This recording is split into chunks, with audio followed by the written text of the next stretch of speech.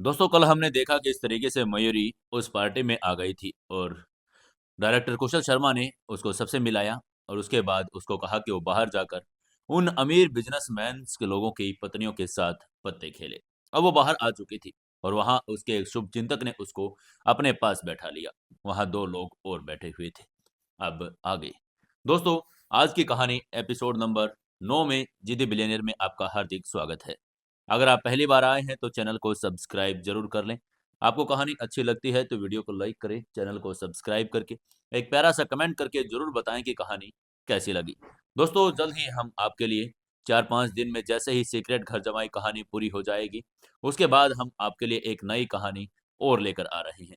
तो आप लोग चैनल को ज़्यादा से ज़्यादा अपने दोस्तों तक जरूर फैलाएं और उनसे कहें कि सब्सक्राइब भी जरूर कर लें। चलिए आज के एपिसोड नंबर 9 जी द बिलियनियर कहानी में आपका फिर से स्वागत है। शुरू करते हैं कहानी। मयूरी टेबल पर बैठ गई थी। जैसे ही पत्ते बांटे, किसी ने आवाज दी, सीओ राहुल। मयूरी ने नजर उठाई। राहुल वहां खड़ा था। दिल्ली शहर के रईसों के बीच उसका होना कोई हैरानी की बात नहीं थी। तभी राहुल की नजरें मयूरी से जा टकराई। आश्चर्य के बाद उसके चेहरे पर तुरंत तिरस्कार का भाव आ गया। मयूरी को उसको परेशान चेहरे को देखकर एक अजीब सी खुशी हुई। वो समझ गई कि कविशा के साथ सगाई शायद उतनी सुखद नहीं थी जितनी दिखाई जा रही थी। तभी उनका खेल आगे बढ़ा। मयूरी का ध्यान भटक रहा था और वो लगातार हार रही थी। तभी उसके बगल में बैठे प्रोड्यूसर्स ने चिकनी चुपड़ी बात करके कहा, हाँ मिस मयूरी, क्या आप पहली बार नगाऊ खेल रही हैं? चिंता मत कीजिए, पैसे हारने को एक्सपीरियंस खरीदने जैसा समझिए। तभी मयूरी को मेज के नीचे से अपनी जांग पर किसी का हाथ स्पर्श हुआ। उसने उसे इग्नोर करने की कोशिश की, लेकिन स्पर्श से लगातार और भद्दा होता गया। वो प्रोड्यूसर्स अपने पैर से उसे टटोल रहा था। तभी उस प्रोड्यूसर ने मयूरी के करीब आकर कहा, मिस मयूरी, मुझे आपके कार्ड देखने दीजिए। ये कहकर प्रोड्यूसर्स ने अब खुले हम उसका हाथ छूने की कोशिश की। आगे से मयूरी ने झटके में अपना हाथ खींचकर कहा, मैं आपको अपने पत्ते कैसे दिखा सकती हूँ, बैठ जाइए। प्रोड्यूसर ने हाथ तो पीछे खींच लिया, लेकिन उसकी आंखों में हवस थी। मयूरी ने सामने देखा। राहुल सोफे पर बैठा ये सब देख रहा था। उसके चेहरे पर एक क्रूर मुस्कान थी, मानो मयूरी का अपमान उसे सुकून दे रहा हो। मयूरी का दम घुटने लगा, इसलिए उसने खड़े होकर कहा, माफ कीजिए, मुझे वॉशरूम जाना है। ये कहकर वो वॉशरूम की तरफ चली गई। ठंडे पानी से चेहरे धोने के बाद वो गलियारे में लौटी तो प्रोड्यूसर उसका रास्ता रोके खड़ा था। अब वहां पर कोई दर्शक नहीं था, इसलिए मयूरी ने भी शिष्टाचार का मुखौटा उतार फेंका और ठंडे स्वर में पूछा, क्या कोई प्रॉब्लम है आपको? प्रोड्यूसर की नजरें मयूरी के शरीर पर रेंगने लगी। उसने एक गंदी मुस्कान के साथ कहा, मयूरी, तुम्हारी स्ट्रीट वॉकर हिट है, लेकिन तुम्हारे लिए अगली मूवी चुनना भी जरूरी है। मेरे पास एक बेहतरीन रोल है। ये कहकर वो मयूरी के करीब आया और उसने आगे कहा, तुम्हें बस बिस्तर पर मेरी सेवा करनी होगी। राहुल के साथ सगाई टूट गई, लेकिन उसने तुम्हें अच्छे से ट्रेन किया होगा। मैं तुम्हें हर तरह से सेटिस्फाई कर सकता हूँ। उसकी बात सुनकर मयूरी को घिन आई, लेकिन वो डरी नहीं। उसने खिलखिलाकर हंसकर कहा, "हाँ, तुम 50 साल के हो चुके हो। तुम्हारा आधा शरीर तो मिट्टी में मिल चुका है। तुम अब भी जानवर की तरह सोचते हो। क्या तुम्हें डर नहीं लगता कि तुम जल्दी मर जाओगे? मेरा सुझाव है कि तुम यूरिन का एक तालाब बनाओ और उसमें अपना प्रतिबिंब देखो। क्या तुम्हें सच में लगता है कि तुम इसके लायक हो?" उसकी बात सुनकर प्रोड्यूसर का चेहरा शर्म और गुस्से से लाल हो गया। उसने अपने दांत भींच कर कहा, तुम तुम अच्छे बुरे का फर्क नहीं पता कर रही। ये कहते वो पैर पटकता हुआ चला गया। मयूरी ने गहरी सांस ली और आगे बढ़ गई, लेकिन कोने पर फिर उसका रास्ता रोक लिया। इस बार वो राहुल था। उसको देखते ही मयूरी ने व्यंग करके कहा, क्यों, क्या सीओ राहुल ने पर्सनल रूम में मेरी जो जासूसी की थी वो काफी नहीं थी? अब आप बाहर यहाँ छिपकर क्या सुन रहे थे? राहुल की आंखों में नफरत थी। उसने गुस्से में झुंझलाकर कहा, अगर तुमने मेरा प्रस्ताव बंद बाद कर दिया तो क्या हुआ? तुम ताश की मेज पर मुस्कुरा रही थी, लेकिन मेज के नीचे हरासमेंट का शिकार हो रही थी। जब भी मुझसे मिलो, मुझे सीओ राहुल कहकर बुलाओ। तुमने सोचा था कि तुम जीत गई, लेकिन तुम हमेशा मेरे नीचे रहोगी। मयूरी ने शांति भाव से कहा, सीओ राहुल, जब आप मुझे से अपने कमतर समझते हैं तो आप अपना रुतबा मेरे लेवल तक क्यों गिरा रही हैं? जो पीता है वही जानता है कि पानी गर्म है या ठंडा। मेरी जिंदगी आपकी तरह अच्छी नहीं है, लेकिन जब तक मेरा जमीर साफ है मैं खुश हूँ। मयूरी की आवाज शांत लेकिन तीखी थी। उसकी बात सुनकर राहुल हंसा, एक खोखली हंसी। उसने हंसकर कहा, खुश? क्या तुम खुश हो? असल में तुम पुरुषों की नजरों में सिर्फ एक एक्ट्रेस हो और एक खिलौना जिसे कभी भी बेचा जा सकता है। खिलौना। मयूरी को जैसे लगा किसी ने उसके दिल पर वार कर दिया, लेकिन उसने अपना दर्द छुपा कर कहा, ओह, एक्ट्रेस? क्या सीओ राहुल को यकीन है कि आप अपनी सास और मंगेतर को फटकार नहीं लगा रहे हैं? आगे से राहुल ने बचाव करके कहा, कविशा अलग है, उसके पास मैं हूं। उसकी बात सुनकर मयूरी ने आगे से व्यंग करके कहा, तो राहुल सीओ मुझे ये बात बता रहे हैं कि मुझे किसी पावरफुल व्यक्ति का सहारा लेना चाहिए। थैंक यू, मैंने सलाह नोट कर ली है। यह कहकर वो उसको छोड़कर अंदर चली गई। वापस कमरे के अंदर मयूरी ने जल्दी से खेल खत्म करने का फैसला किया।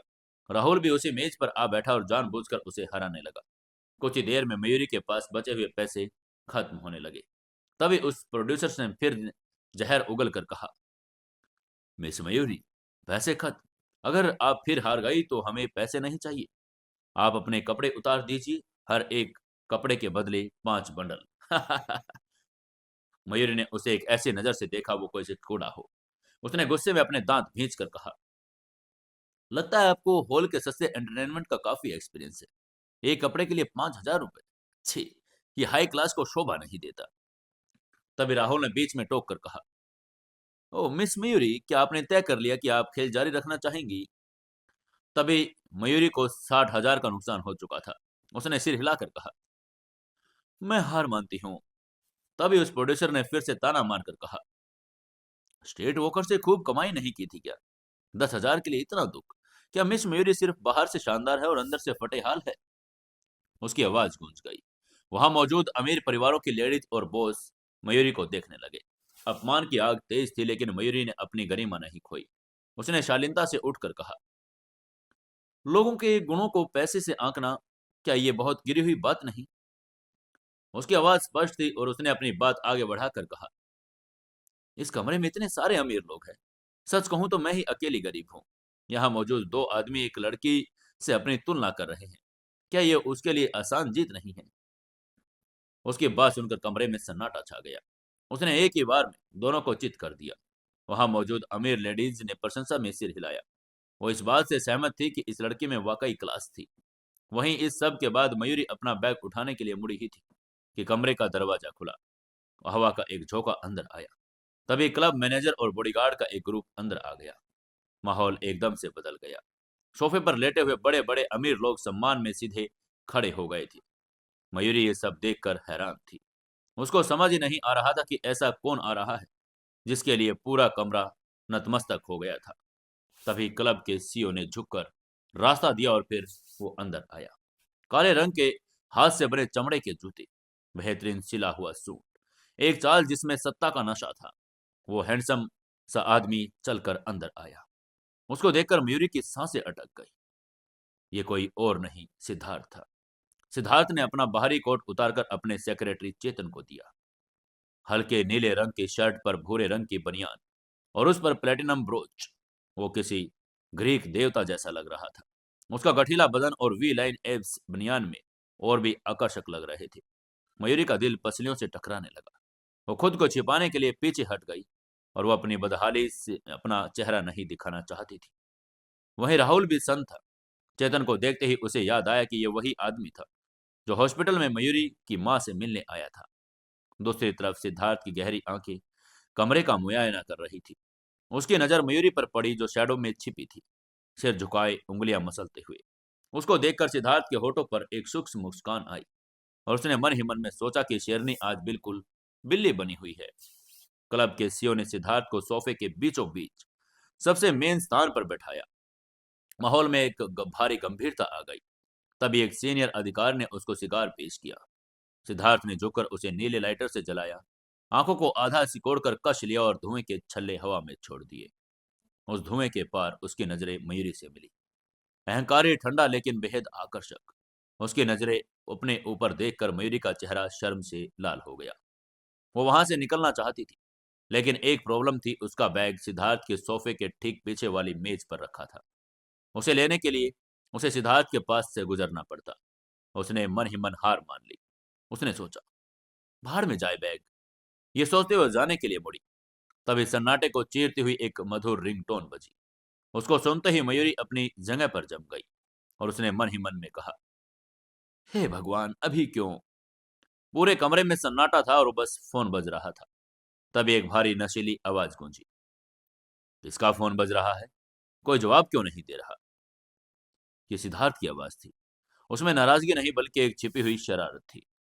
मयूरी के पास कोई रास्ता नहीं था। वो धीरे धीरे आगे बढ़ी और उसने शर्मा कर कहा, माफ कीजिएगा, मेरा फोन बज रहा है। उसकी बात सुनकर क्लब के सीईओ ने उससे कहा, तो फिर आप आकर इसे ले ही जा सकती हैं। मयूरी कांपते कदमों से उस सिंहासन की तरफ बढ़ी। सिद्धार्थ ने अपनी सुंदर गर्दन घुमाकर उसे देखा और उसके हाथ में सिगार सुलग रहा था। तभी मयूरी ने अपनी सबसे प्यारी याचक मुस्कान के साथ पूछा, प्रेसिडेंट सिद्धार्थ, मेरा बैग आपके पीछे है, क्या आप प्लीज मुझे दे सकते हैं? उसकी बात सुनकर सिद्धार्थ ने ऊपर देखा। उसकी पत्थर जैसी ठंडी आंखों में एक चमक थी। उसने मयूरी को ऊपर से नीचे तक देखा और फिर मुस्कुराकर केवल 3 शब्द कहे, इसे खुद ले लो। उसकी ये बात सुनकर मयूरी का चेहरा तमतमा गया। इतने लोगों के सामने ये रूखापन। सबकी नजरें उस पर थी और एक अजीब सी लड़की जो ग्रेट प्रेसिडेंट सिद्धार्थ से मदद मांग रही थी, वहीं मयूरी का फोन अभी भी बज रहा था। मयूरी के पास अब कोई ऑप्शन नहीं था। उसने सावधानी से सिद्धार्थ के लंबे पैरों से बचकर जगह बनाई और उसके हाथ छोटे थे, बैग तक पहुंचने के लिए उसे झुकना पड़ा। उसने संकोच करके अपना एक घुटना सिद्धार्थ के सोफे के किनारे पर टिकाया और शरीर को आगे झुकाया। उसकी उंगलियों ने बैग को छू लिया। वो उसे लेटकर पलटने ही वाली थी कि तभी एक लोहे जैसी मजबूत मां ने उसकी पतली कमर को जकड़ दिया। एक जोरदार झटका लगा और मेरी का संतुलन बिगड़ गया। आह! वो सीधे उस आदमी के सख्त और गर्म गोद में जा गिरी। सिद्धार्थ की आवाज उसके कान के पास गूंजी, सावधान रहो। क्या? मयूरी अवाक रह गई। सावधान? उसने उसे खींचा था और वो खुद नहीं गिरी थी, लेकिन कमरे का नजारा बदल चुका था। किसी ने मक्खन लगाकर कहा, सिद्धार्थ, ये मिस मयूरी है, लगता है वे आपकी बहुत बड़ी फैन है। एक और आदमी ने चिल्लाकर कहा, जी हाँ, ये क्या कपल है, स्वर्ग में बनी जोड़ी। चापलूसी की लहर दौड़ गई। जो लोग अभी तक मयूरी को कीड़े की तरह देख रहे थे, अब उसे देवी मान रहे थे क्योंकि वो सिद्धार्थ की बाहों में थी। उनकी बात सुनकर मयूरी का सिर चकरा रहा था। सिद्धार्थ ने उसे अपनी बाहों में कैद कर रखा था। सिगार का धुआं और उसकी मर्दाना खुशबू मयूरी के होश उड़ा रही थी। तभी सिद्धार्थ ने अपनी बाहों में सिमटी मयूरी के चेहरे को देखकर आंखों में शरारत लिए पूछा, मिस मयूरी, क्या ये सच है? क्या तुम मेरी फैन हो? उसकी बात सुनकर मयूरी ने उसे घूरा। क्या उसमें नहीं कहने की हिम्मत थी? बिल्कुल नहीं। उसने मन ही मन इनकार किया, लेकिन जुबान खामोश रही। उसे बाहरी दुनिया के सामने अपनी गरिमा बचानी थी। सिद्धार्थ के होठों पर एक विनिंग मुस्कान थी। उसने मुंह में दबा सिगार अंधेरे में चमक रहा था। ठीक जैसे ही उसकी आंखों में मयूरी के लिए एक अनकही कहानी चमक रही थी। मयूरी ने अपने होठों की तरफ इशारा करके कांपती हुई आवाज में फुसफुसा कर कहा, तुम राख झाड़ना चाहते हो? अब जब ये तुम पर गिरेगी तो बहुत गर्म होगी। सिद्धार्थ टस से मस नहीं हुआ। धुएं के गुबार के बीच उस व्यक्ति की शांत और गरिमामयी निगाहें स्थिर थी। उसकी काली आंखों में उमड़ते 2 भंवरों ने भोली भाली मयूरी को अपनी तरफ आकर्षित कर लिया था, जिससे वह सम्मोहित से उसकी तरफ खींची चली गई। मयूरी को छोटा सा चेहरा शर्म से और भी लाल हो गया। शिगार की राख गिरने ही वाली थी। मयूरी ने अपने होठ दबा लिए और उसका हाथ कांप रहा था, लेकिन उसने हिम्मत जुटाई। उसकी निगाहें सिद्धार्थ के पतले कोमल होठों पर टिकी थी। उसने धीरे से अपना हाथ बढ़ाया और सिगार को उसके होठों से हटा लिया। एस्ट्रे पास ही थी। उसने राख झाड़ी और सिगार वापस उसके होठों के बीच रख दिया। इस दौरान उसकी उंगलियों में अनजाने ही उसके होठों को छू लिया था, ठंडे, लचीले और नशीले। मयूरी को लगा जैसे उसके पूरे शरीर में बिजली दौड़ गई हो। कमरे में हंसी गूंज उठी। सिद्धार्थ ने अपनी पकड़ ढीली कर दी और मयूरी उसकी बाहों से अलग होकर खड़ी हो गई। उसने महसूस किया कि वो तबाही की राह पर है, सबके सामने इतनी अंतरंगता। तभी उसे अपने ऊपर एक ठंडी चुभती हुई निगाह महसूस की। राहुल। वो उसे एक जटिल और भयानक नजर से घूर रहा था, मानो अपनी आंखों से ही उसके शरीर में छेद कर देना चाहता हो। वो मयूरी को किसी और की बाहों में और भी उससे ज्यादा पावरफुल व्यक्ति की बाहों में देखकर जल रहा था। उसका अहंकार उसे एक्सेप्ट नहीं करने दे रहा था कि मयूरी उससे किसी बेहतर को पा सकती है। लेकिन आगे से मयूरी ने पलटकर उसे एक शानदार उकसाने वाली मुस्कान दी। वो उसे क्रोधित करना चाहती थी और वह सफल रही। वो अपना सामान लेकर जाना चाहती थी, लेकिन कुछ और अमीर लेडीज ने उसे रोक लिया। उन्होंने उसे ताश की मेज पर वापस बैठाकर कहा, मिस मयूरी बैठिए ना। मयूरी खेलना नहीं चाहती थी, लेकिन उसकी किस्मत अजीब थी। वो हर बार जीत रही थी। उसने सोचा शायद ये सिद्धार्थ की वजह से है। उसने बिना किसी अपराध बोध के पैसे अपनी जेब में रख लिए। आखिर वो सिद्धार्थ की वाइफ थी। हस्बैंड की किस्मत का जश्न मनाना उसका अधिकार था। ब्रेक के दौरान मयूरी कोने में बैठकर अपनी जीती हुई रकम गिनने लगी। वो देखना चाहती थी कि क्या उसने अपनी हारी हुई रकम वापस पा ली है या नहीं। वो इतनी मग्न थी कि उसके पीछे किसी और की मौजूदगी का उसे एहसास ही नहीं हुआ। तभी उसको एक महिला की आवाज सुनाई दी, मास्टर सिद्धार्थ। मयूरी के हाथ अकड़ गए। उसे अपनी पीठ पर एक बिजनेस जैकेट का स्पर्श महसूस हुआ, साथ ही एक परिचित मर्दाना खुशबू। सिद्धार्थ उसके ठीक पीछे खड़ा था। मयूरी जम गई। वो यहाँ क्या कर रहा है? सभी बड़े ऑफिसर्स और बॉस उसके सम्मान में खड़े थे, और यहाँ एक छोटी सी बच्चे की तरह वो पैसे गिन रही थी। कितना ये हास्यास्पद दृश्य था। सिद्धार्थ ने जेब में हाथ डाले उस लड़के को देखा जो नजरें उठाने की हिम्मत नहीं कर रही थी। उसने हल्के से मुस्कुराकर कहा, तुमने गिनना बंद क्यों कर दिया? गिनती जारी रखो। उसकी बात सुनकर मेरी का चेहरा टमाटर जैसा लाल हो गया। दिल्ली शहर के सबसे रईस लोग उसे पैसे गिनता हुआ देख रहे थे और मुस्कुरा रहे थे। उसके अनाड़ीपन में भी एक मासूमियत थी जो सिद्धार्थ को भा गई थी। सिद्धार्थ ने अपनी चुप्पी तोड़ते हुए मजाक आट करके कहा, क्या तुम अंधेरे में बाहर आई थी? मयूरी ने पलके झपकाई और एक प्यारी हंसी हंसकर कहा, हाँ हाँ, ये थोड़ा सा कम है। सिद्धार्थ की आंखों में सने उमड़ आया। उसने प्यार भरे स्वर में कहा, क्या तुम एक राउंड और खेलना चाहोगी? उसकी आवाज बहुत कोमल थी। मयूरी को लगा जैसे उसका हाथ बड़ा अदृश्य रूप से उसका सिर सहला रहा हो।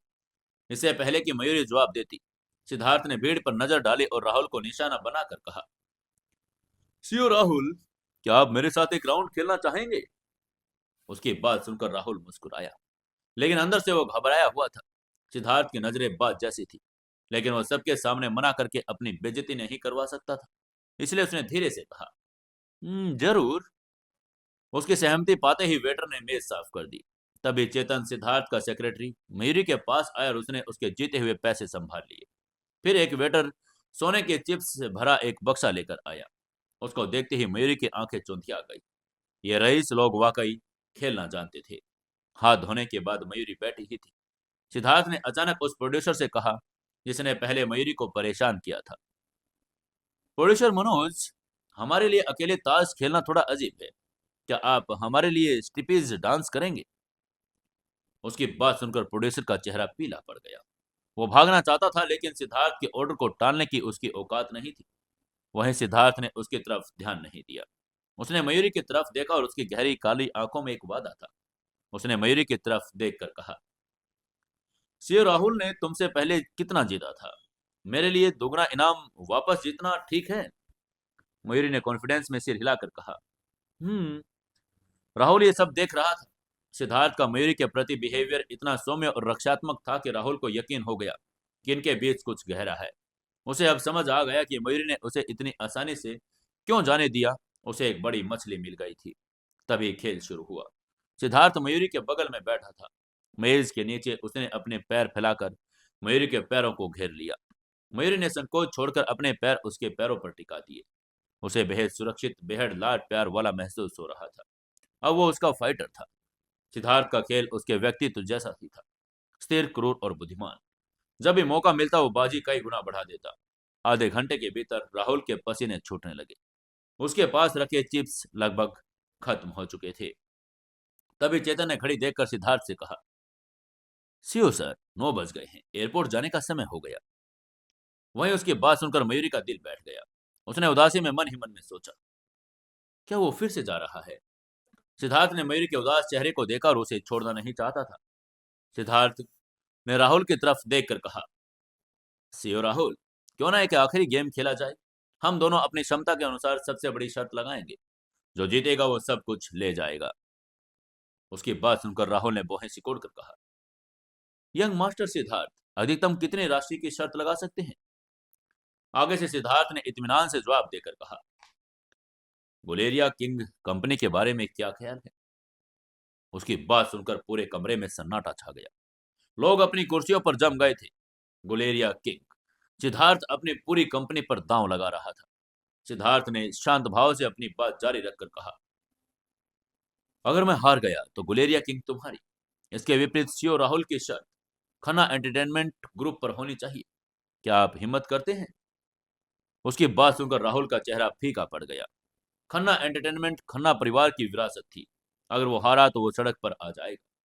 वहीं सिद्धार्थ सोफे पर पीछे झुक गया। उसने अपनी उंगलियों से मेज थपथपा कर कहा, क्या सीओ राहुल ने मन बना लिया है? चलिए शुरू करते हैं। तभी डीलर ने पहला पत्ता सिद्धार्थ को दिया। जब राहुल की बारी आई तो उसके हाथ कांप रहे थे। यह सिर्फ जुआ नहीं था, यह जीवन मरण का प्रश्न था। सिद्धार्थ ने उसे कोने में धकेल दिया था, जहां से वापसी का कोई रास्ता नहीं था। यह सबसे खामोश लेकिन सबसे भारी अपमान था। राहुल ने भारी आवाज में कहा, मैं खेल से बाहर हूं। ये कहते हुए उसने अपने पत्ते फेंक दिए। उसके साथ ही चारों तरफ दबी हुई आवाजें सुनाई दी। राहुल, जो हमेशा अहंकारी रहता था, आज दूध दुमाकर भागने की मजबूर हो गया। तभी मयूरी ने राहुल को देखा। वो हारा हुआ और पतित लग रहा था। उसी समय सिद्धार्थ खड़ा हो गया। उसने राहुल को ताना मारकर कहा, हो सकता है कि इसी और राहुल में हिम्मत ना हो। खैर, मुझे चलना चाहिए। ये कहकर वो जैसे ही जाने लगा, मयूरी अनजाने में उसके पीछे चलने लगी, लेकिन फिर रुक गई। सिद्धार्थ के पैरों से टकराकर उसका संतुलन बिगड़ गया और सिद्धार्थ ने उसे संभाला नहीं, बस आगे बढ़ गया। ये देखकर मयूरी ने सोचा, क्या वो नाराज है? ये सोचते हुए मयूरी जल्दी से सभी को अलविदा कहा और गलियारे में सिद्धार्थ के पीछे भागी। लेकिन वहां जो नजारा था, उसने उसके कदम रोक लिए। सिद्धार्थ के पास एक बेहद खूबसूरत महिला खड़ी थी। एक मशहूर टीवी होस्ट। काले रंग की बॉडीकॉन ड्रेस में वो किसी देवी जैसी लग रही थी। उसकी आवाज शहद जैसी मीठी थी। होस्ट ने अपनी पलकें झपकाकर कहा, यंग मास्टर सिद्धार्थ, 3 साल पहले आप ही ने मेरी मदद की थी। क्या मैं आपका नंबर ले सकती हूँ?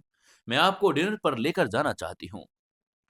तभी मयूरी ने देखा कि सिद्धार्थ ने एक हाथ जेब पर रखा और वो ठंडी नजरों से उसे देख रहा था। वो उसके जवाब का इंतजार कर रहा था। मयूरी को जलन महसूस हुई। वह आगे बढ़ी और उसने सीधे सिद्धार्थ का हाथ पकड़ लिया। उसने अधिकार से कहा, सिद्धार्थ, ये कौन है? सिद्धार्थ ने अपनी नन्ही शेरनी को देखा। लाल ड्रेस में वो आग लग रही थी और उसकी आंखों में जलन का भाव उसे बड़ा पसंद आया। उसने टीवी होस्ट की तरफ देखे बिना कहा, मैं इसे नहीं जानता। उसकी बात सुनकर मयूरी ने राहत की सांस लेकर कहा, सिद्धार्थ, चलो चलते हैं। उसकी बात सुनकर सिद्धार्थ मुड़ा, लेकिन जाने से पहले उसने टीवी होस्ट को एक बर्फीली नजर से देखकर कहा, मेरे पास कोई हेल्पर नहीं है, सिर्फ एक सेक्रेटरी है, जिसे मैं घंटे में हिसाब के वेतन देता हूँ। भविष्य में बातचीत शुरू करने के लिए ऐसे झूठे सहारों का इलाज मत करना। यह बहुत भद्दा लगता है। होस्ट का चेहरा शर्म से लाल हो गया।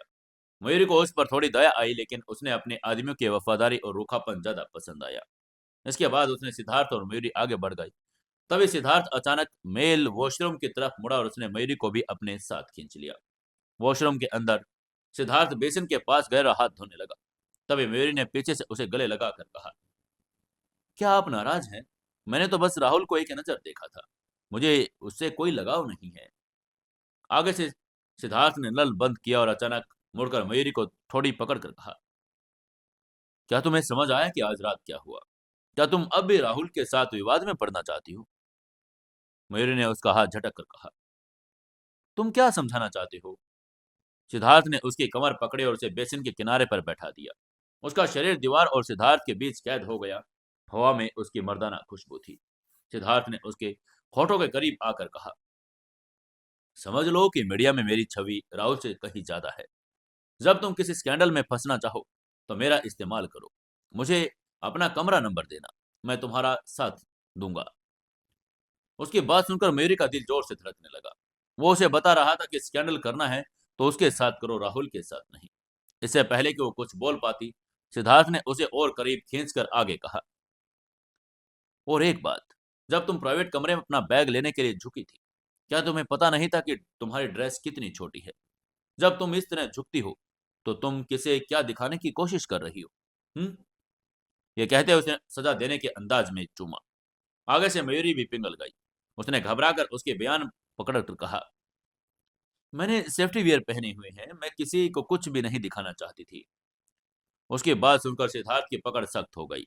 वो जानता था, लेकिन उसकी जलन और अधिकार की भावना उसे शांत नहीं होने दे रही थी। वो सिर्फ उसका था और सिर्फ वो उसकी। बाथरूम के ड्रेसिंग रूम में तेज रोशनी पड़ रही थी। मयूरी सिद्धार्थ की बाहों में लिपटी हुई शर्म से लाल हो रही थी। उसके गुलाबी गाल, कोमल नाक और चेरी जैसे होठ उसे किसी जेड की मूर्ति जैसा कीमती बना रही थी। सिद्धार्थ ने उससे कहा, सच में मुझे दिखाओ।" सिद्धार्थ की आवाज गहरी और नशीली थी। इससे पहले कि मयूरी कुछ समझ पाती, उसने अपने ड्रेस के नीचे एक हवा का झोंका महसूस किया। सिद्धार्थ का हाथ उसकी जांघ पर सरक रहा था। मयूरी ने शर्मा कर फुसफुसाकर कहा, सिद्धार्थ क्या कर रहे हो? इससे पहले कि मयूरी समझ पाती, सिद्धार्थ ने उसकी आंखों में हल्की लालिमा को देखा और दोनों की सांसें तेज थी। उसने मयूरी का चेहरा अपने हाथों में थाम कर कहा, इन 2 हफ्तों में क्या तुम्हें मेरी याद आई? आगे से मयूरी चुप रही। इतना सीधा सवाल, और वो भी इस हालात में। सिद्धार्थ ने उसकी चुप्पी को पढ़ा और धीमी आवाज में कहा, मयूरी, मुझे तुम्हारी बहुत याद आई। जब भी मैं काम से खाली होता, मेरा मन तुम्हारे पास होता। इसलिए जब सुना कि तुमने राहुल को अपना कमरा नंबर दिया तो मैं जल भुन गया। मैंने मीटिंग छोड़ी और सीधे यहाँ आ गया। उन अजनबियों की हिम्मत कैसे हुई तुम्हें परेशान करने की? उसकी बातों में जलन और अधिकार का भाव था, जो मयूरी के दिल को छू गया था। तभी सिद्धार्थ ने अपनी बात आगे बढ़ाकर कहा, मयूरी, मेरे पास समय कम है। मुझे महसूस कराओ कि तुमने भी मुझे याद किया। कल रात तुम्हारी 21 कॉल्स देखकर मैं खुश था। तो ये कहकर वो थोड़ा हंसा और आगे बोला, बचपन की तरह मैं तुम्हारी कॉल्स का इंतजार कर रहा था। आगे से मयूरी ने कांपते हाथों से उसकी साफ सुथरी दाढ़ी को सहलाया। उसकी आंखों में एक अजीब सी पीड़ा और दमन था। जैसे सिद्धार्थ के होठ उसके करीब आए, मयूरी ने अपना सिर घुमा लिया। उसने सिद्धार्थ को रोक कर कहा, रुको।" और वह उसके आलिंगन से निकलकर बैग में कुछ ढूंढने लगी। तभी सिद्धार्थ ने कहा, क्या ढूंढ रही हो? मयूरी ने शर्माकर उसकी बात का जवाब देकर कहा, मेरे होठों पर लिपस्टिक है, इसे साफ करने के लिए टिश्यू। ये खाने लायक नहीं है। मयूरी का चेहरा टमाटर जैसा लाल था। सिद्धार्थ ने एक पल के लिए उसे देखा और फिर मुस्कुराकर उसे अपनी तरफ खींचकर कहा, जब तक ये तुम्हारे ऊपर है, मैं इसे खाना चाहूंगा। ये कहते हुए उसने उसे चूम लिया। यह किस कोमल नहीं था, बल्कि एक भूखे शिकारी का किस था। मयूरी को लगा जैसे वो बादलों पर तैर रही है। उसने अपनी बाहों उसकी गर्दन में डाल ली और समर्पण कर दिया। सिद्धार्थ उसे सिखा रहा था कि असली किस कितना नशीला हो सकता है। अभी अचानक बाहर से आती आवाजों ने उसके नशे को तोड़ दिया। 2 आदमी बात करते हुए अंदर आ रहे थे। उनकी बात सुनते ही मयूरी सदमे से उछल पड़ी। उसने बड़बड़ाकर कहा, हे भगवान, ये तो पुरुषों का वॉशरूम है। सिद्धार्थ ने बिना समय गवाए उसे उठाया और एक छोटे से ड्रेसिंग रूम में ले गया। जगह बहुत तंग थी। उनके शरीर एक दूसरे से पूरी तरह सटे हुए थे।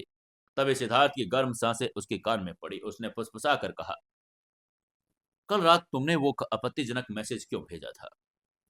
उसकी बात सुनकर मयूरी सिहर उठी। उसने शिकायत भरे स्वर में कहा, क्योंकि मुझे पता है कि तुम्हें यह पसंद है, लेकिन तुमने मुझे इग्नोर किया। आगे से सिद्धार्थ ने उसके कान के निचले हिस्से पर हल्का सा काट कर कहा, क्या अब हम इसकी भरपाई कर ले? वहीं मयूरी की टांगें जवाब दे रही थी। सिद्धार्थ ने उसे दीवार से सटा दिया। उसकी गहरी काली आंखों में अब अंधेरे जैसी तेज इच्छाएं थी। वो उसे ऐसे देख रहा था जैसे वो कोई कीमती वाइन हो जिसे वो पीना चाहता हो। मयूरी ने उसकी नब्ज पर हाथ रखा और आखिरकार एक्सेप्ट करके कहा, सिद्धार्थ, पिछले 2 हफ्तों में मुझे तुम्हारी बहुत याद आ रही थी, सच में। आधे घंटे बाद मयूरी ड्रेसिंग रूम से बाहर निकली।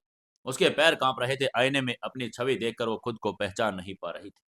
बिखरे बाल, सूजे हुए गाल और आंखों में ओस जैसी चमक। तभी दरवाजा खुला। सिद्धार्थ बाहर आया।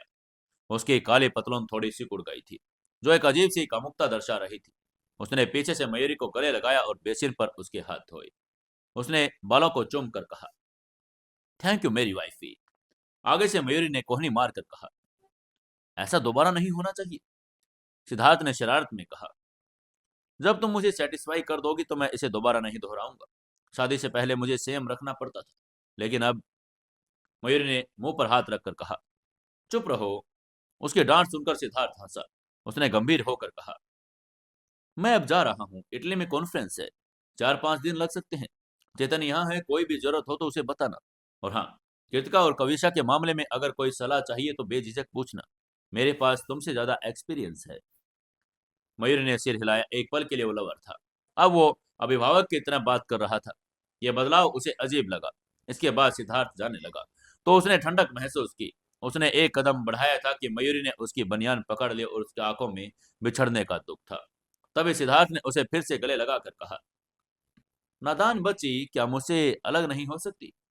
मयूरी ने हल्के से सिर हिलाकर कहा, नहीं।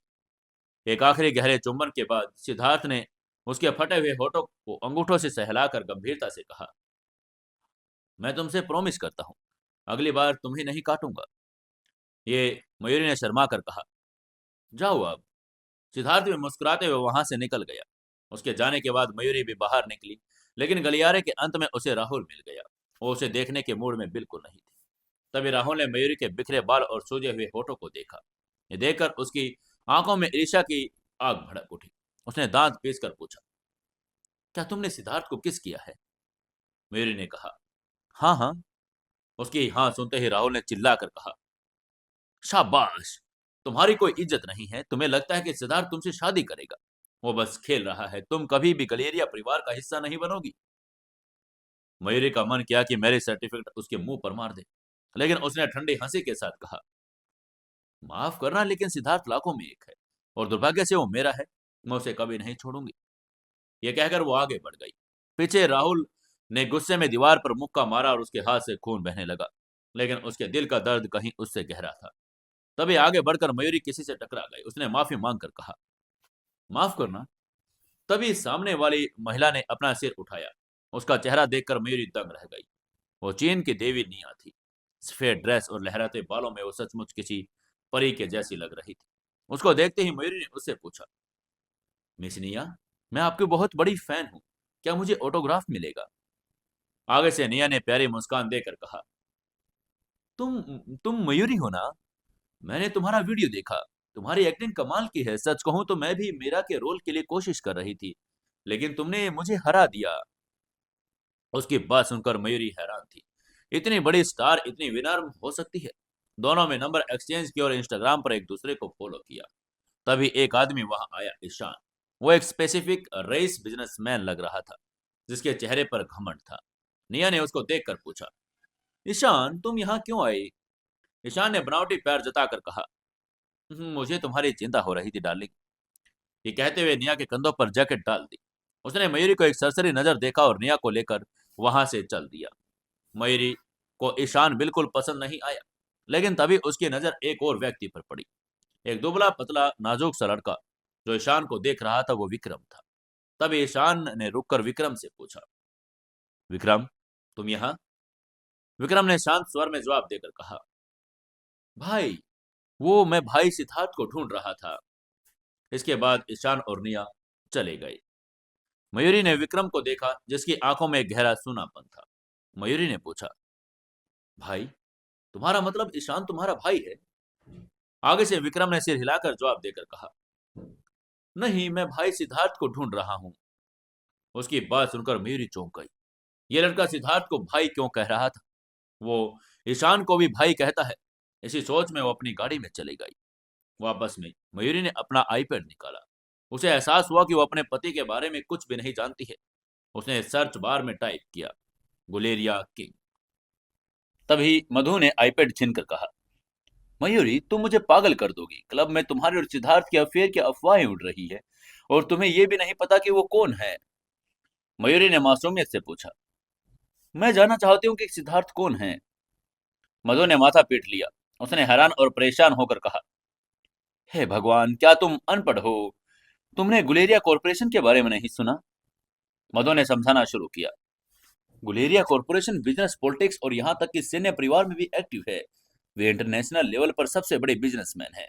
सिद्धार्थ गुलेरिया परिवार की 9वीं पीढ़ी के मेंबर है, जो अब तक की सबसे प्रभावशाली और प्रतिभाशाली पीढ़ी मानी जाती है। उनकी पहली कंपनी गुलेरिया किंग ने 16 साल की उम्र में आईपीओ तक जारी किया था। उन्हें एक बिजनेस जीनियस माना जाता है। उसकी बात सुनकर मयूरी सन रह गई। उसने शादी तो की थी, लेकिन उसे अंदाजा नहीं था कि वो किस शेर की शादी कर ली थी। मधु ने अपनी बात जारी रखकर कहा, वो न सिर्फ एक रेपुटेड व्यक्ति है, बल्कि उसकी पर्सनल लाइफ भी बहुत साफ सुथरी है। कई मशहूर लड़कियां और अमीर घरानों की बेटियों ने उन पर डोरे डाले, लेकिन वो कभी किसी के स्कैंडल में शामिल नहीं हुए। वो हर महिला के सबसे पसंदीदा यंग मास्टर है, इकलौते और अद्वितीय। मधु की बातें सुनकर मयूरी स्तन रह गई। वो जानती थी कि सिद्धार्थ अमीर है, लेकिन इतना अमीर, उसे लगा जैसे वो अनजाने में सोने की खदान में गिर गई हो। मयूरी ने संशय से पूछा, मधु, क्या वो स्ट्रीट वॉकर में इन्वेस्ट उसी ने किया? आगे से मधु ने हाँ हिलाकर कहा, जी हाँ, young master Siddharth street walker के सबसे बड़े इन्वेस्टर हैं। सुना है कि वे और डायरेक्टर कुशल शर्मा बहुत करीबी दोस्त हैं। रहस्य की परतें अचानक खुल गई। मयूरी की हालिया सफलता और ये फिल्म और ये सब, ये हमेशा से वही था। ये पहली नजर का प्यार था। मयूरी खुद को इतना नॉर्मल मानती थी कि उसे यकीन नहीं हो रहा कि वो सिद्धार्थ के इतने गहरे स्नेह के लायक है। तभी मधु ने मयूरी को आगे और इन्फॉर्मेशन देकर कहा, मयूरी, एक और बात, मारवा परिवार और गुलेरिया परिवार कई पीढ़ियों से दोस्त हैं। यंग मास्टर सिद्धार्थ और विक्रम कुमार भाई के जैसे हैं। मयूरी को इसका पहले ही आभास था। उस आदमी ने चुपचाप उसके लिए सब कुछ व्यवस्थित कर दिया। वहीं मधु ने बात जारी रखकर फिर कहा, मयूरी, मैंने सब तुम्हें बता दिया, अब तुम्हारी बारी, जल्दी बताओ, यंग मास्टर सिद्धार्थ के साथ तुम्हारा क्या रिश्ता है? मयूरी ने गहरी सांस ली और खुद को शांत किया। मधु की आंखों में देखकर उसने कहा, वो मेरे हस्बैंड हैं, हमारी शादी हो चुकी है। और इतना कहते ही 1 मिनट के सन्नाटे के बाद वैन के पीछे से मधु की तीखी आवाज गूंजी, हे भगवान! अगली सुबह तक मयूरी एक इंटरनेट सनसनी बन चुकी थी। उसके इंस्टाग्राम फॉलोअर्स की संख्या आसमान छू रही थी। एंटरटेनमेंट वर्ल्ड में अब चर्चा थी मयूरी की निर्दोषता की। वह एक पतनशील सुसाइड से एक महत्वाकांक्षी देवी के रूप में उभरी थी। दूसरी ओर इंटरनेट पर जनता का गुस्सा राहुल और कृतिका पर फूट पड़ा। राहुल ने सगाई के वीडियो हटवा दिए थे, लेकिन नुकसान हो चुका था। लोग कृतिका से जवाब मांग रहे थे। इसी बीच मयूरी ने देखा कि निया ने उनका प्रोमो वीडियो शेयर किया है। मयूरी ने रेड हाउस पहुंचकर निया से मुलाकात की। उसको देखकर निया ने भी मुस्कुराकर दौड़कर उनके पास आकर कहा, मयूरी, हमारी टीम यहाँ शूट कर रही थी, मुझे पता चला कि तुम यहाँ हो तो मैं मिलने आ गई। आगे से मयूरी ने हल्के से मुस्कुराकर कहा, निया, तुम पहली सेलिब्रिटी हो जो मुझसे मिलने आई। Thank you. वो भावुक हो गई थी। दोनों बातें ही कर रहे थे कि बाहर लड़कियों का शोर सुनाई दिया। किसी ने चिल्लाकर कहा, वाह, विक्रम सेना की वर्दी में! विक्रम गहरे काले रंग की बेल्ट और कसी हुई सैन्य वर्दी में बड़ा प्रभावशाली लग रहा था। उसकी चाल सदी हुई थी और चेहरे पर एक ठंडा, भावहीन आकर्षण था। निया की नजरें उस पर टिक गई। उसे उम्मीद थी कि विक्रम उसे देखेगा और शायद थोड़ा हैरान होगा, लेकिन विक्रम ने उसकी मौजूदगी को पूरी तरह इग्नोर कर दिया। बिना देखे उसके पास से गुजर गया। यह देखकर निया ने नाराजगी भरे स्वर में कहा, बिल्कुल भी अच्छा नहीं लग रहा। निया ने चढ़कर गाल फुला लिए। मयूरी यह देखकर मुस्कुरा दी। नेशनल क्रश भी किसी के रूखेपन से प्रभावित हो सकती थी। मयूरी ने देखा कि विक्रम डायरेक्टर कुशाल शर्मा के पास गया। उसे अजीब लगा कि रिश्तेदार होने के बावजूद उनका व्यवहार इतना फॉर्मल क्यों था। तभी डायरेक्टर ने आवाज देकर कहा, एक्शन! दृश्य एक क्लब हॉल था। मयूरी को मंच पर गाना था, तभी दुश्मन सैनिकों को हमला करना था। गोलियों की आवाज गूंजी। मयूरी स्क्रिप्ट के अनुसार मंच के नीचे उतरी, लेकिन तभी उसे एक अलग स्पष्ट सुनाई दी। उसने सामने देखा कि उसकी पुतलियां सिकुड़ गई। एक गोली, एक असली गोली उसी की ओर आ रही थी। निया अपनी कुर्सी से चिल्लाई, आह, मयूरी, ये असली गोली है! गोली 856 मीटर प्रति सेकंड की रफ्तार से आ रही थी। मयूरी 10 मीटर दूर थी और मौत उसके सामने थी। उसके पैर जम चुके थे। पूरे सेट पर सन्नाटा था, लेकिन तभी एक आकृति बिजली की तरह कौंधी। ये विक्रम था। उसने मेज पर छलांग लगाई। लोगों के सिरों पर पैर रखकर हवा में उड़ता हुआ मयूरी के पास पहुंचा। उसने अपनी सैन्य टोपी उतारी और उसे एक ब्लेड की तरह गोली की दिशा में फेंक दिया। सब कुछ एक पल में हुआ। गोली टोपी से टकराई और गोली अपनी दिशा से भटककर मयूरी के बालों को छूती हुई पीछे की दीवार में जा धंसी। इसके बाद विक्रम घुटने के बल जा गिरा। हाँफते हुए उसकी नसें तन गई और उसका चेहरा किसी फाइटर की तरह कठोर और आकर्षक था। उसने मयूरी को मौत के मुंह से खींच लिया था। तभी मधु दौड़कर चिल्लाकर मयूरी के पास आई। मयूरी! बाहर खड़ी लड़कियां दृश्य देखकर बेहोश हो गई थी। उसने चिल्लाकर कहा, कोई कोई तो मदद करो। वहीं डायरेक्टर कुशल शर्मा गुस्से से कांप रहे थे। उन्होंने कांप कर कहा, असली गोली? प्रॉम्प्ट टीम क्या कर रही है? दूसरी तरफ मयूरी ने अपनी घबराहट को दबाया। उसने शांत भाव से कहा, डायरेक्टर, प्रॉम्प्ट टीम लीडर ऐसा नहीं करेंगे। भीड़ बहुत है, किसी ने गड़बड़ की है। अगर ये खबर बाहर गई तो फिल्म पर बुरा असर पड़ेगा। हमें इसे दबाकर गुप्त रूप से पुलिस जांच करवानी चाहिए। विक्रम ने भी सहमति में सिर हिलाकर कहा, हाँ हाँ बिल्कुल। दोपहर में जब मयूरी इंडिया लंच का प्लान कर रहे थे, तभी मधु घबराकर उनके पास आई और हड़बड़ाकर मयूरी से बोली, मयूरी, तुम्हारी माँ के साथ कुछ हुआ है। मधु ने आईपैड आगे बढ़ाकर मयूरी से कहा, कृतिका आज सुबह हॉस्पिटल गई थी। तुम्हारी माँ ने उसे थप्पड़ मार दिया। तस्वीरें वायरल हो गई और कृतिका सहानुभूति बटोर रही है। तस्वीरों में कृतिका रोती हुई एक पीड़ित बहू की तरह दिख रही थी, जबकि मयूरी की माँ की आंखों में क्रोध था। मयूरी समझ गई कि कृतिका का पलटवार था और उसने मयूरी की माँ को मोहरा बना लिया था। तभी मधु ने उससे कहा, मयूरी, कृतिका ने आज शाम 4 बजे कॉन्फ्रेंस बुलाई है। मयूरी की आंखों में आग आ गई थी। उसने मधु से कहा, मधु, दिल्ली की टिकट बुक करो। अगर उसने 4 बजे का समय रखा है ताकि मैं न पहुंच सकूं, तो मैं उसे निराश करूंगी। मैं वहां उससे पहले मौजूद रहूंगी। इसके बाद मयूरी ने निया से माफी मांगी और एयरपोर्ट के लिए निकल पड़ी। दोपहर 3:30 बजे वो दिल्ली एयरपोर्ट पर थी। बाहर निकलते ही मयूरी ने सिद्धार्थ को कॉल किया। उसने प्रॉमिस किया था कि कोई भी कदम उठाने से पहले वो उसे जरूर बताएगी। दूसरी तरफ से एक बेहद कोमल और सुकून देने वाली आवाज आई, हेलो। इधर से मयूरी ने उसे हॉस्पिटल वाली घटना सिद्धार्थ को बताकर कहा, हेलो सिद्धार्थ, मैं अब कृतिका को प्रेस कॉन्फ्रेंस में जा रही हूँ। मैं उसे बेनकाब कर दूंगी। आगे से सिद्धार्थ ने उसकी बात को समझकर कहा, ठीक है, क्या तुम तैयार हो? मयूरी ने उसकी बात का जवाब देकर कहा, बिल्कुल, मैं न्याय के पक्ष में हूँ। दूसरी तरफ से सिद्धार्थ ने कंफर्म करके कहा, क्या तुमने कहा कि माँ ने कृतिका को थप्पड़ मारा? इधर से मयूरी ने उसकी बात का जवाब देकर कहा, हाँ, माँ बहुत सौम्य है। कृतिका ने जरूर कुछ बहुत बुरा कहा होगा। लाइन पर कुछ सेकंड का सन्नाटा रहा। फिर सिद्धार्थ ने एक ऐसा विश्लेषण किया जिसने मयूरी को चौंका दिया। उसने मयूरी से कहा, माँ के वार्ड में बॉडीगार्ड्स हैं। कृतिका अंदर नहीं जा सकती थी जब तक कि माँ ने खुद बॉडीगार्ड्स को बाहर न भेजा हो। मयूरी, माँ और कृतिका के बीच कोई राज है। कृतिका ने यह समय इसलिए चुना ताकि तुम वापस आ सको। उसे लगता है कि वो जीत जाएगी क्योंकि वो उस राज को जानती है।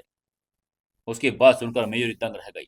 उसने कभी नहीं सोचा था कि उसकी सीधी सादी माँ का कोई रहस्य हो सकता है। सिद्धार्थ का दिमाग किसी शतरंज के खिलाड़ी की तरह तेज और सटीक था।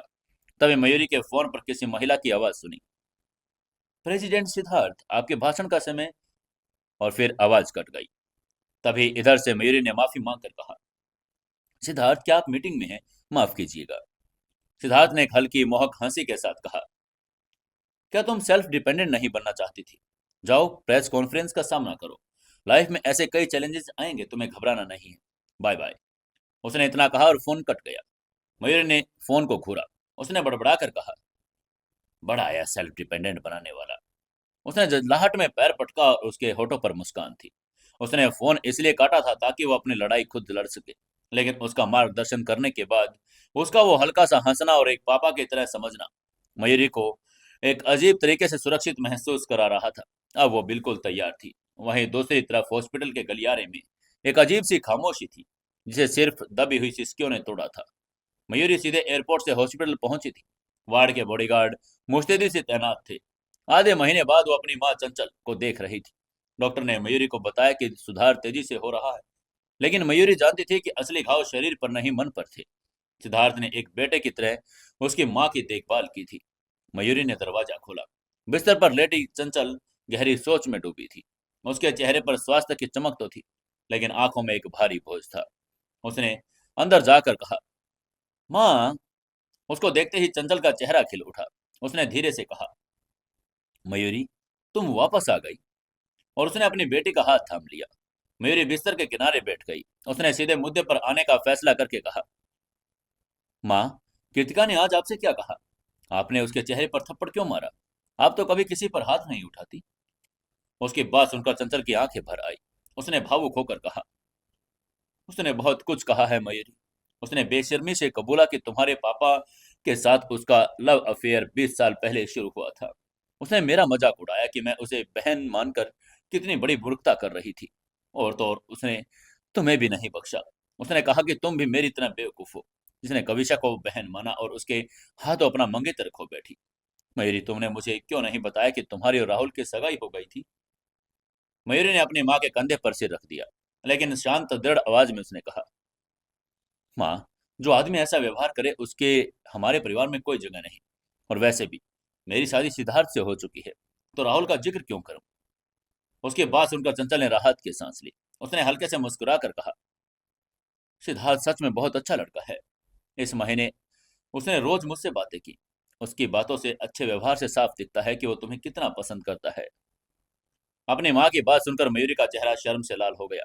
उसने एक शर्मीली मुस्कान के साथ कहा, माँ, उससे हर बात मत किया करो। बचपन की शर्मनाक बातें तो बिल्कुल नहीं, वरना वो मुझ पर हंसेगा। चंचल ने मुस्कुरा कर कहा, तुम्हारा दिल एक भोली बच्ची जैसा है, लेकिन सिद्धार्थ बहुत समझदार है। मयूरी मन ही मन सिहर उठी। माँ को सिद्धार्थ का केवल कुलीन और सभ्य रूप दिखाई देता था। उसे पता था कि बंद कमरे में वो आदमी कितना हावी और जंगली हो सकता है। वह उसे कैसे अपनी बाहों में जकड़ लेता था, उसकी आंखों में कैसी कामुक भूख होती है। तभी मयूरी को सिद्धार्थ की चेतावनी याद आई। माँ और कृतिका के बीच कोई राज है। उसने अपनी माँ से पूछा, माँ, कृतिका ने और क्या कहा? चंचल ने उसकी बात का जवाब देकर कहा, उसने कहा कि वो आज दोपहर 4 बजे प्रेस कॉन्फ्रेंस करेगी। मयूरी, मुझे अपने साथ ले चलो। मैं देखना चाहती हूँ कि वो दुनिया के सामने क्या झूठ परोसती है। आगे से मयूरी ने कहा, माँ, आपकी तबीयत? लेकिन चंचल ने आवाज में एक नई दृढ़ता के साथ मयूरी को बीच में रोक कर कहा, नहीं मयूरी, मुझे जानने का अधिकार है। 25 साल की शादी और 22 साल की दोस्ती ने मुझे मूर्ख बनाया। अब मैं और अंधेरे में नहीं रहना चाहती। मयूरी के पास अब कोई चारा नहीं बचा था, इसलिए वो अपनी माँ को साथ लेकर जाने के लिए तैयार हो गई। प्रेस कॉन्फ्रेंस का हॉल रिपोर्टर्स के साथ खचाखच भरा था। कैमरे की फ्लैश लाइट्स चमक रही थी। मयूरी व्हील चेयर पर बैठी अपनी माँ को अंदर ले दाखिल हुई और मदी व्हील चेयर पर धकेल रही थी। कृतिका और कविशा मंच पर बैठी थी। राहुल वहां नहीं था। मयूरी समझ गई कि कविशा की आंखें बता रही कि राहुल ने इस नाटक से दूरी बना ली। जैसे ही मयूरी और चंचल अंदर आए, रिपोर्टर्स का हुजूम उनकी तरफ दौड़ गया। एक रिपोर्टर ने माइक मयूरी की तरफ बढ़ाकर पूछा, मिस मयूरी, चंचल आंटी आप यहाँ? लेकिन तभी बॉडीगार्ड्स ने रिपोर्टर्स को एक सुरक्षित दूरी पर रोका। मयूरी अपनी माँ के बगल में एक चट्टान की तरह खड़ी हो गई। तभी मंच पर बैठी कृतिका ने उन्हें देखा। उसके चेहरे पर तुरंत भावनाओं का एक नकाब चढ़ गया, खुशी और अपराध बोध का मिश्रण। वो दौड़कर नीचे आई। कृतिका ने चंचल के पास आकर कहा, दीदी, दीदी, आखिरकार आप मेरी बात सुनने को तैयार हो गई। उसकी बात सुनकर मयूरी ने बड़बड़ा कर कहा, दीदी, ये क्या नाटक है? मयूरी कुछ तीखा बोलने ही वाली थी। चंचल ने उसे रोक दिया। उसने हल्के से हंसकर कहा, कितना अच्छा नाम है, मुझे दीदी कहना। मैं आज यहाँ सबको वो बहन जैसा प्यार दिखाने आई हूँ। चंचल के हंसी में गहरा दर्द था। चंचल ने माइक की तरफ देखा और बोलना शुरू करके कहा, 1990 के दशक में तुम ओपेरा गाती थी। उस समय ये काम समाज में लोअर लेवल का माना जाता था। तुम बस एक मस्करे की तरह गाती थी, पेट भरने के लिए संघर्ष करती थी। तुम्हारा सपना सिर्फ इतना था कि 2 वक्त की रोटी मिल जाए। उसकी बात सुनकर कृतिका का चेहरा पीला पड़ने लगा, लेकिन चंचल ने अपनी बात जारी रखकर आगे कहा, तुम्हारी मीठी बातें मुझे पसंद थी। तुम मुझे दीदी कहती थी, रोती थी कि तुम्हारे पापा गैम्बलर है, तुम्हें बेचना चाहते हैं। मुझे दया आ गई। मैंने तुम्हें अपनी धर्म बहन बना लिया। मैं तुम्हें हर हफ्ते 500 रुपए भी देती थी, जो उस समय एक बड़ी रकम थी। मैंने अपने रसूख का इस्तेमाल करके तुम्हें फिल्मों में रोल दिलवाए। तुमने 1 साल में शोहरत हासिल कर ली। यह सब सुनकर रिपोर्टर्स हैरान थे। मशहूर टीचर कृतिका एक ऐसा अतीत उन्होंने कभी नहीं सुना था। तभी चंचल ने आगे कहा, तुम मेरे घर आती, मेरे घर की तारीफ करती। मैंने तुम्हें अपने हस्बैंड से मिलवाया। मुझे तुम पर इतना भरोसा था कि जब तुम देर रात पार्टियों से लौटना होता तो मैं अपने हस्बैंड को तुम्हें छोड़ने के लिए भेज देती। और देखते ही देखते वो 20 साल तक तुम्हें घर छोड़ते रहे। ये कहते चंचल की आवाज कांपने लगी, लेकिन उन्होंने कांपती आवाज में अपनी बात जारी रखकर फिर कहा, जब तुम कविशा को लेकर प्रेग्नेंट थी, मैंने मयूरी को जन्म दिया था। तुम अपनी प्रेगनेंसी छुपाना चाहती थी, तो मैंने अपने हस्बैंड को तुम्हारी देखभाल के लिए भेजा। मैंने कविशा को अपनी बेटी की तरह पाला, और बदले में तुमने क्या किया? किसान और सांप की कहानी सच कर दी। तुमने मुझे ही डस लिया। ये कहकर चंचल फूट फूट कर रोने लगी। हॉल में मौजूद हर शख्स की सहानुभूति अब चंचल के साथ थी। एक औरत जिसने अपनी सहेली को सड़क से उठाकर स्टार बनाया, उसी ने उसका घर तोड़ दिया। वहीं मयूरी कृतिका को घूर रही थी, लेकिन कृतिका की आंखों में पछतावा नहीं बल्कि जलन थी। वो हमेशा चंचल की जगह लेना चाहती थी। कृतिका ने अपने आंसू पोंछे रोंदे गले से कहा, दीदी, मैं आपके एहसानों का खंडन नहीं कर सकती। आपने मुझे दान दिया, मदद दी। लेकिन तभी मयूरी ने उसकी बात को बीच में काट कर कहा, "हं, तुम किस बात का खंडन करोगी? कृतिका आंटी, मुद्दे पर आइए। क्या आपने मेरी माँ के पैसे नहीं लिए? क्या आपने मेरे पापा के साथ संबंध नहीं रखा? कृतिका पूरी तरह से घिर चुकी थी। उसने पैंतरा बदला, लेकिन मयूरी ने हमला जारी रखकर कहा, कृतिका आंटी, जब आप गरीब थी मेरी माँ ने आपको सहारा दिया, लेकिन जब मेरी माँ को किडनी ट्रांसप्लांट के लिए पैसों की जरूरत पड़ी तो अपने मेहरा परिवार के दरवाजे उनके लिए बंद कर दिए। उसके बाद सुनकर भीड़ में कानाफूसी शुरू हो गई। कृतिका की छवि धूमिल हो रही थी। तभी कृतिका ने गहरी सांस ली और शांत भाव से चंचल को देखकर कहा, दीदी, क्या आपको याद है कि धर्मपाल ने तलाक पर जोर क्यों दिया था? उसकी बात सुनकर चंचल सकपका गई। उसने चिल्लाकर कहा, मैंने माँ को सीढ़ियों से धक्का नहीं दिया था। वो लोग मयूरी की दादी की बात कर रहे थे। उसके बाद सुनकर हॉल में सन्नाटा फिर आ गया।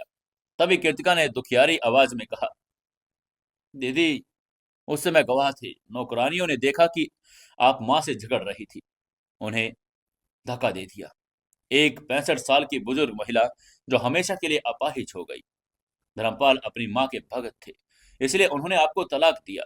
इसलिए उन्होंने आपको और मयूरी को घर में घुसने से मना किया। मैं तो बस माँ की सेवा कर रही थी। उसकी बात सुनकर मयूरी ने चिल्लाकर कहा, झूठ, ये सब झूठ है। मेरी माँ दादी से बहुत प्यार करती थी। लेकिन मयूरी ने देखा कि रिपोर्टर्स का रुख बदल रहा है। उस पर एक गंभीर आरोप लग गया था। तभी एक रिपोर्टर ने चंचल से पूछा, चंचल आंटी, क्या ये सच है? तभी मयूरी ने अपनी माँ के सामने ढाल बनकर खड़ी हो गई। उसने सीधे और स्पष्ट लफ्जों में कहा, हम पुलिस में शिकायत दर्ज कराएंगे। अगर किसी ने बिना सबूत मेरी माँ पर आरोप लगाया तो मैं उस पर मानहानि का दावा करूंगी। उसकी बात सुनकर रिपोर्टर्स पीछे हट गई। मयूरी की आक्रामकता काम कर गई। मयूरी ने फिर कृतिका की तरफ देखकर कहा, कृतिका आंटी, इधर उधर की बात मत बनाइए। ये बताइए कि आपने मेरे पापा से शादी कैसे की? बर्फीले मौसम में कोयला भेजने का नाटक मत कीजिए। क्या आपने मेरे पापा के अकेलेपन का फायदा नहीं उठाया? तब एक रिपोर्टर ने कृतिका का पक्ष लेकर कहा, टीचर, कृतिका ने मुश्किल समय में साथ दिया, ये तो अच्छी बात है। उसकी बात सुनकर मेरी उस रिपोर्टर पर बरस कर बोली, कैसा साथ? मेरी माँ को घर से निकाल दिया गया, तब कोयला कहाँ था?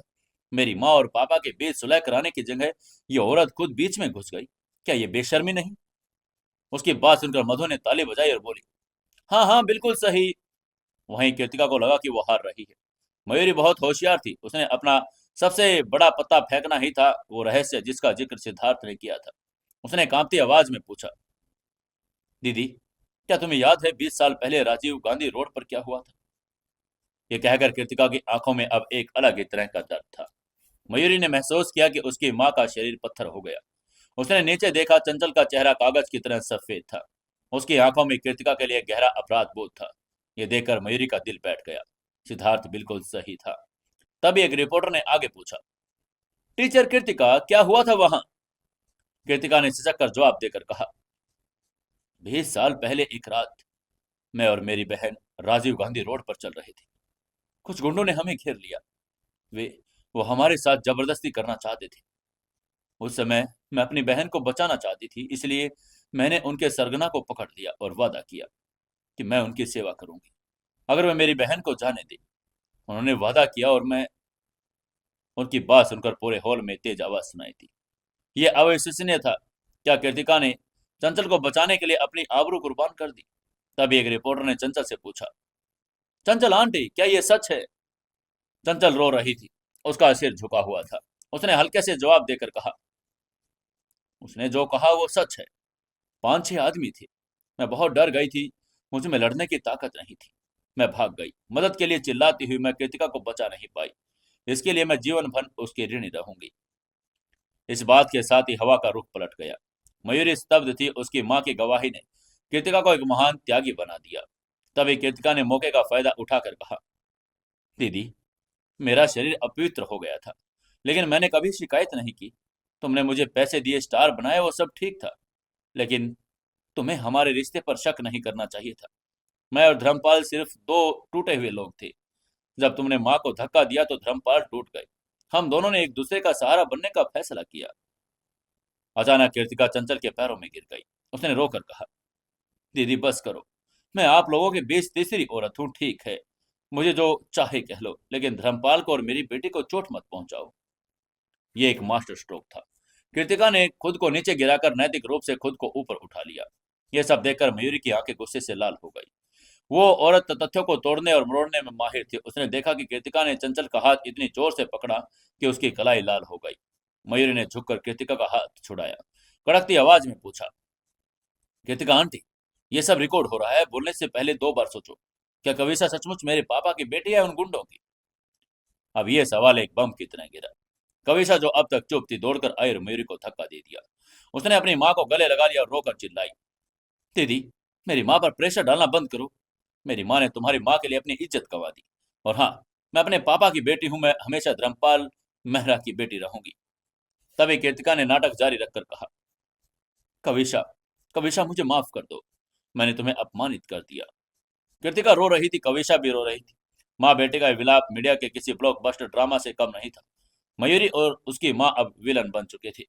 क्या कृतिका अब साबित कर पाएगी कि वो बेटी कविशा उन गुंडों की थी या धर्मपाल की थी? कौन थी कविशा, किसकी है बेटी? जानने के लिए जुड़े रहिए अपनी कहानी जिद्दी बिलेनियर के साथ। दोस्तों, कहानी को ज्यादा से ज्यादा शेयर करें, कमेंट करें और लाइक जरूर से जरूर करें।